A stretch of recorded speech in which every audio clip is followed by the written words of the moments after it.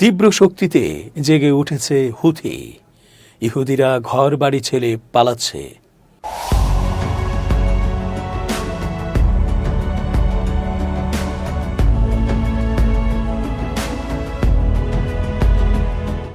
আসসালামু আলাইকুম প্রিয় দর্শক, আমন্ত্রণ আজকের আলোচনায়।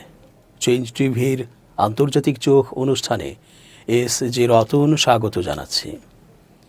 নেতানিয়াহু মনে করেছিল গাজায় তো সব শেষ, এখন আর হামাসও নেই, হিজবুল্লাহ তো আপাতত ঘুমিয়ে আছে, আর হুথি তো কবেই পিছ পা হয়েছে। আসলে তা নয়, এটা যুদ্ধের কৌশল মাত্র। শত্রুদেরকে খেলার মাঠে নামিয়ে একপাশে একসাথে করে পরে চারপাশ থেকে আক্রমণের কৌশল। বিশ্লেষকরা আগেই বলেছেন, যেহেতু এই গোষ্ঠীগুলোর মৃত্যুর কোনো ভয় নেই, তাই তাদেরকে ভয় পেতে হবে বা পিছু হটতে হবে এমন সম্ভাবনাও শূন্য। সেই জন্য এই মুহূর্তে হুথি গোষ্ঠীর সশস্ত্র সদস্যরা জেগে উঠে তীব্র মাত্রায় হামলা চালিয়ে নেতানিয়াহুর মাথার খুলি উড়িয়ে দেবার মতো অবস্থা করছে। ফিলিস্তিনের গাজা উপত্যকায় ইসরায়েলি তাণ্ডবের প্রতিবাদে তেল আবিবে 2টি ব্যালিস্টিক ক্ষেপণাস্ত্র ছুঁড়েছে ইয়েমেনের হুথিরা। বৃহস্পতিবার 22 মে এক প্রতিবেদনে টাইমস অব ইসরায়েল এ খবর জানিয়েছে। প্রতিবেদন অনুসারে প্রথম ক্ষেপণাস্ত্রটির ফলে ভোর 3টার দিকে তেল আবিব সহ মধ্য ইসরায়েলে সাইরেন বেজে ওঠে। এর ফলে প্রায় 10 লাখ বাসিন্দা বোমা হামলার আশ্রয়স্থলে ছুটে যায়। হামলায় সরাসরি আহত বা ক্ষয়ক্ষতির কোনো খবর পাওয়া যায়নি, তবে প্রথম হামলার সময় আশ্রয়কেন্দ্রে ছুটে যাওয়ার সময় এক ব্যক্তি সামান্য আহত হন। ইসরায়েলের প্রতিরক্ষা বাহিনী দাবি করেছে, তাদের বিমান প্রতিরক্ষা ব্যবস্থা সফলভাবে ক্ষেপণাস্ত্রটি প্রতিহত করেছে। এরপর দুপুরের কিছুক্ষণ আগে হুথিরা ইসরায়েলে দ্বিতীয় ক্ষেপণাস্ত্রটি ছোঁড়ে। এটিও ইসরায়েলি বাহিনী প্রতিহত করেছে বলে দাবি করেছে। দ্বিতীয় ক্ষেপণাস্ত্রটির ফলে জেরুজালেম এলাকা, দক্ষিণ পশ্চিম তীরের জনবসতি এবং মৃত সাগরের কাছাকাছি অঞ্চলগুলোতে সাইরেন বেজে ওঠে। প্রথম হামলার বিষয়ে হুথিরা বলেছে, তাদের বাহিনী বেন গুরিয়ন বিমানবন্দর লক্ষ্য করে হামলা চালিয়েছে। চলতি মাসের শুরুতে একটি হুথি ক্ষেপণাস্ত্র ইসরায়েলি বিমান প্রতিরক্ষা ব্যবস্থা ভেদ করে বেন গুরিয়ন বিমানবন্দরে পড়ে। এতে 6 জন আহত হয়। বেশ কয়েকটি আন্তর্জাতিক বিমান সংস্থা তাৎক্ষণিকভাবে ইসরায়েলে বিমান পরিষেবা বন্ধ করে দেয়, যদিও কিছু আন্তর্জাতিক বিমান সংস্থা জানিয়েছে তারা পুনরায় কার্যক্রম শুরু করবে। গাজায় বর্বরোচিত হামলায় ইতোমধ্যে রাজনৈতিক ও কূটনৈতিক ক্ষেত্রে ইসরায়েল পতনের সম্মুখীন হয়েছে বলে স্বীকার করেছেন প্রভাবশালী ইহুদিবাদী গণমাধ্যমের বিশ্লেষকরা। ইরানের সরকারি বার্তা সংস্থা ইরনা জানিয়েছে, ইহুদিবাদী রাজনৈতিক বিশ্লেষক ইওসি ফেরটার দৈনিক হারেজ এ এক নিবন্ধে লিখেছেন, ইসরায়েল কূটনৈতিকভাবে ভেঙে পড়ছে এবং এই পতনের মধ্যে রয়েছে অভ্যন্তরীণ ব্যর্থতা, আন্তর্জাতিক বিচ্ছিন্নতা এবং দীর্ঘদিনের মিত্রদের সমর্থন হারানো। যুক্তরাষ্ট্রের বিশেষ দূত স্টিভ উইটকফের পরিকল্পনার বিরুদ্ধে হামাসের অবস্থানের কারণে ইসরায়েলি প্রধানমন্ত্রী নেতানিয়াহু ইতোপূর্বে গাজায় মানবিক সাহায্য প্রবেশ বন্ধ করে দিয়েছিলেন, কিন্তু এখন দুর্ভিক্ষ রোধের অজুহাতে তা প্রবেশে সম্মত হচ্ছেন। ইওসি ফেরটার বলেছেন, ডোনাল্ড ট্রাম্পের ডেপুটি জি.ডি. ভ্যান্সের ইসরায়েল সফর বাতিল এবং যুদ্ধ অব্যাহত থাকলে নেতানিয়াহুর প্রতি ট্রাম্পের সমর্থন বন্ধ করার হুমকি আমেরিকান ডানপন্থীদের মধ্যে নেতানিয়াহুর সমর্থক মারাত্মক হ্রাসের ইঙ্গিত দেয়। ফেরটার আরও বলেছেন, ফ্রান্স, ব্রিটেন এবং কানাডার যৌথ বিবৃতিতে ইসরায়েলের বিরুদ্ধে পদক্ষেপ গ্রহণের হুমকি দেয়া হয়েছে এবং তারা তেল আবিব মন্ত্রিসভার কঠোর নিন্দা করেছে। এমনকি জার্মানি ও চেক প্রজাতন্ত্র, যারা বরাবরই ইসরায়েলের ঐতিহ্যগত মিত্র ছিল, তারাও বর্তমান পরিস্থিতি নিয়ে উদ্বেগ প্রকাশ করেছে।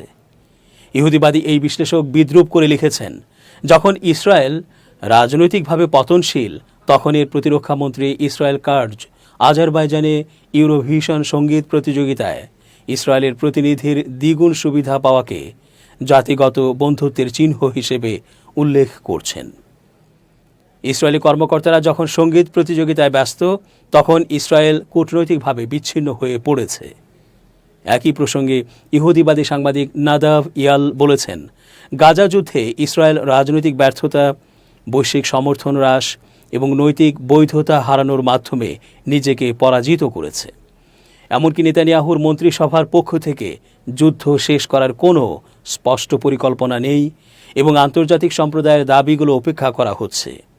মারিফ পত্রিকার বিশ্লেষক বেন ক্যাসপিট বলেছেন, নেতানিয়াহু একটি অসম্ভব বিজয় খুঁজছেন এবং ইসরায়েলকে সম্পূর্ণ বিচ্ছিন্নতার দিকে নিয়ে যাচ্ছেন। আমরা এক ঘরে মানুষে পরিণত হয়েছি। আমাদের মিত্ররা আমাদের ছেড়ে যাচ্ছে এবং বিশ্ব আমাদের জন্য দরজা বন্ধ করে দিচ্ছে, কিন্তু নেতানিয়াহু এতে গুরুত্ব দিচ্ছেন না।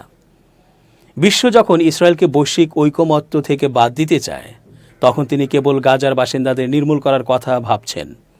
ক্যাসপিট বলেছেন, নেতানিয়াহু সম্পূর্ণ বিজয় চান, এমন একটি বিজয় যা সামরিক বা রাজনৈতিকভাবে অর্জনযোগ্য নয়, এবং তিনি নিজেই এটা ভালো করেই জানেন। টাইমস লিখেছে, এই সমালোচনাগুলো এমন এক সময়ে সামনে এলো যখন মঙ্গলবার বিকেলে ব্রিটিশ সরকার গাজায় ইসরায়েলি হামলা ও পশ্চিম তীরে ফিলিস্তিনিদের ওপর সহিংসতা বৃদ্ধির প্রতিবাদে কিছু জায়োনিস্ট ব্যক্তি ও প্রতিষ্ঠানের ওপর নিষেধাজ্ঞা আরোপ করে এবং ইসরায়েলের সঙ্গে মুক্ত বাণিজ্য চুক্তি নিয়ে আলোচনা স্থগিত করে। ইসরায়েলি বাহিনী একের পর এক আত্মপ্রায়শ্চিত্তমূলক ঘটনা ঘটাচ্ছে। এই সকল ঘটনায় তারা এমনভাবে কোণঠাসা হচ্ছে যার কোনো ইয়ত্তা নেই। পশ্চিম তীরের জেনিন শরণার্থী শিবিরের প্রবেশ পথে একটি বিদেশি কূটনৈতিক প্রতিনিধি দলের উদ্দেশ্যে গুলি চালিয়েছে ইসরায়েলি বাহিনী। বুধবার 21 মে এক প্রতিবেদনে আনাদুলু এজেন্সি এ খবর জানিয়েছে। ফিলিস্তিনি পররাষ্ট্রমন্ত্রীর সহকারী আহমেদ আল দিক বলেছেন, 35 জন রাষ্ট্রদূত, কনসাল এবং কূটনীতিকের প্রতিনিধি দল অবরুদ্ধ ক্যাম্পের কাছে পৌঁছালে ইসরায়েলি সেনাবাহিনী কূটনৈতিক নিয়ম লঙ্ঘন করে গুলি চালায়।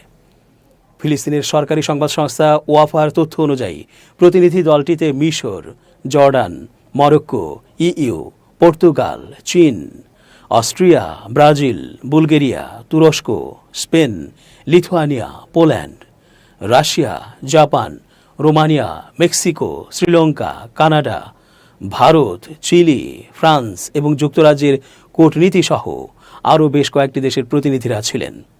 আহমেদ আল দিক ইসরায়েলি কর্মকাণ্ডে নিন্দা জানিয়েছেন এবং পশ্চিম তীর ও গাজায় ফিলিস্তিনিদের বিরুদ্ধে চলমান আক্রমণ বন্ধ করার এবং ইসরায়েলকে জবাবদিহি করার আহ্বান জানিয়েছেন। গত সপ্তাহে উত্তর পশ্চিম তীরের তুলকারেমে একই রকম একটি সফর করেছিলেন কূটনীতিকরা। ইসরায়েলের চলমান সামরিক আক্রমণ প্রত্যক্ষ করাতে কূটনীতিকদের জন্য ফিলিস্তিনি পররাষ্ট্র মন্ত্রণালয় এই সফরের আয়োজন করেছিল। ইসরায়েলি বাহিনীও বলেছে তাদের বাহিনী প্রতিনিধি দলের দিকে সতর্কীকরণ গুলি ছুঁড়েছে। তারা দাবি করে দলটি একটি সক্রিয় যুদ্ধক্ষেত্রে পূর্ব অনুমোদিত পথ থেকে বিচ্যুত হয়েছিল। পশ্চিম তীরের শরণার্থী শিবিরের প্রবেশ পথে বিদেশি কূটনীতিকদের চারপাশে ইসরায়েলের হুমকিমূলক গুলিবর্ষণকে অগ্রহণযোগ্য বলে মন্তব্য করেছেন ইইউ পররাষ্ট্রনীতি প্রধান কাজা কলাস। লাইভ প্রতিবেদনে টিআরটি গ্লোবাল এ খবর জানিয়েছে। ইউরোপীয় ইউনিয়ন আফ্রিকান ইউনিয়নের বৈঠকে কাজা কৈলাস বলেন, কূটনীতিকদের জীবনের ওপর যে কোনো হুমকি অগ্রহণযোগ্য। তিনি ইসরায়েলের প্রতি এই ঘটনার তদন্ত এবং দায়ীদের জবাবদিহি করার আহ্বান জানিয়েছেন। যুদ্ধ কেবল অস্ত্র দিয়েই নয়, বরং এমনও বলা হয় 70% ঘটে মানসিকভাবেও। ইসরায়েল মাঝে মাঝেই হামাসের গুরুত্বপূর্ণ নেতাদের হত্যা করছে বলে প্রচার করে। এবারের সংবাদও তাই হয়তো। ফিলিস্তিনের স্বাধীনতাকামী সশস্ত্র সংগঠন হামাসের নেতা মোহাম্মদ সিনোয়ার সম্ভবত নিহত হয়েছেন বলে জানিয়েছে ইসরায়েলের প্রধানমন্ত্রী বেনিয়ামিন নেতানিয়াহু। খবর সিএনএনের। নেতানিয়াহু দাবি করেছেন, আমরা হাজার হাজার সন্ত্রাসীকে নির্মূল করেছি। বুধবার সন্ধ্যায় 21 মে এক সংবাদ সম্মেলনে নেতানিয়াহু বলেন, আমরা খুনিদের নেতা দাইফ, হানিয়া ইয়াহিয়া সিনোয়ার এবং সম্ভবত মোহাম্মদ সিনোয়ারকে নির্মূল করেছি। সিএনএনের প্রতিবেদনে বলা হয়েছে, গত সপ্তাহে সিনোয়ারকে লক্ষ্য করে খান ইউনিসের ইউরোপিয়ান হাসপাতালে ব্যাপক হামলা চালিয়েছে ইসরায়েল। এতে 28 জন ফিলিস্তিনি নিহত এবং অর্ধশতাধিক আহত হয়েছে বলে ফিলিস্তিনের স্বাস্থ্য মন্ত্রণালয়ের পক্ষ থেকে বলা হয়েছে। যদি সিনোয়ারের হত্যার তথ্য সত্য হয়, তাহলে এটি হবে হামাসের সর্বশেষ কোনো শীর্ষ নেতাকে হত্যার ঘটনা। সিনোয়ার সাবেক হামাস নেতা ইয়াহিয়া সিনোয়ারের ভাই।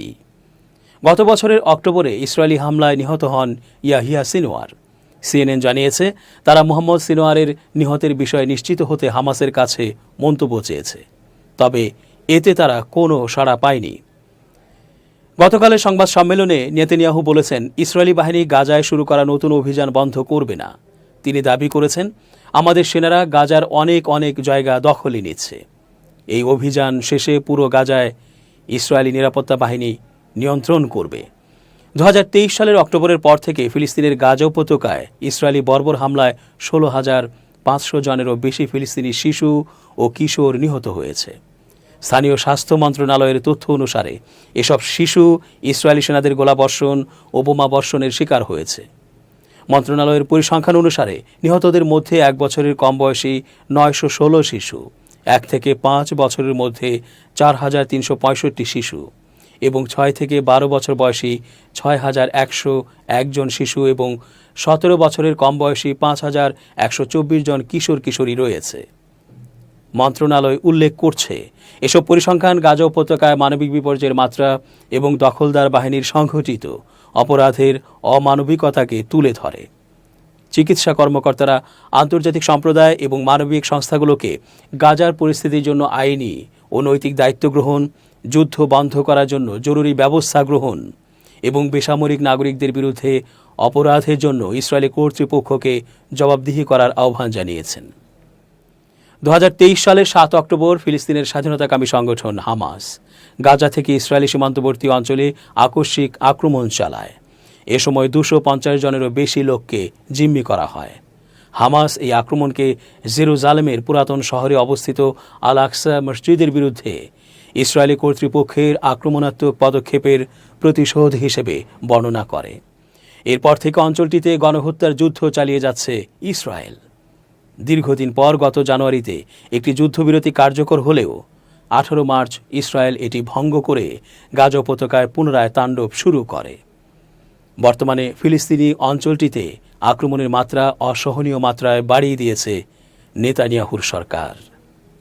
দর্শক, আজ এ পর্যন্তই। শুভ কামনা। changeTV.press, এক ফোঁটা হলুদও নেই।